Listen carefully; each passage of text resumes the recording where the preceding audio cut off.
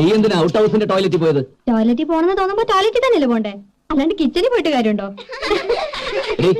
ഇത്രയും വലിയ വീട്ടിൽ എത്ര ടോയ്ലറ്റ്സ് ഉണ്ട്, എന്നിട്ട് നീ എന്തിനാ ഔട്ട് ഹൗസിന്റെ ടോയ്ലറ്റിൽ തന്നെ പോയെന്നാ ഞാൻ ചോദിച്ചത്. അത് അതിന്റെ മുമ്പിൽ എത്തിയപ്പോൾ എനിക്ക് അങ്ങനെ തോന്നിയത്. നീ അതിനകത്ത് കയറിയിട്ട് പാമ്പ് പാമ്പ് എന്ന് ഉറക്കം വിളിച്ചോ? അയ്യേ, എന്താ രവിയേട്ടത്? ആരെങ്കിലും ടോയ്ലറ്റിൽ കയറി പാമ്പ് പാമ്പെന്ന് വിളിക്കുവോ? ചിലര് മൂളിപ്പാട്ട് പാടുന്നൊക്കെ കേട്ടിട്ടുണ്ട്, ഞാൻ അതും കൂടി ചെയ്യില്ല.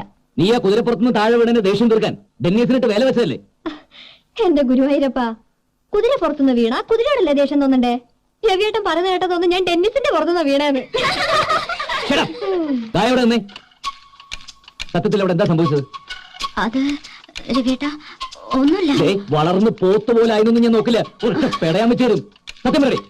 സത്യം ഞാൻ എല്ലാവരെയും പറ്റിച്ചു. ഞാൻ വെറുതെ കള്ളം പറഞ്ഞതാണ് ഡെന്നിസിനെ ചമ്മിക്കാൻ. ഞാൻ പാമ്പ് പാമ്പെന്ന് വിളിച്ച് പറഞ്ഞുകൊണ്ടാണ് ഡെന്നിസ് ഓടി വന്നത്. മുത്തശ്ശ കേട്ടല്ലോ, ഇവളുണ്ടല്ലോ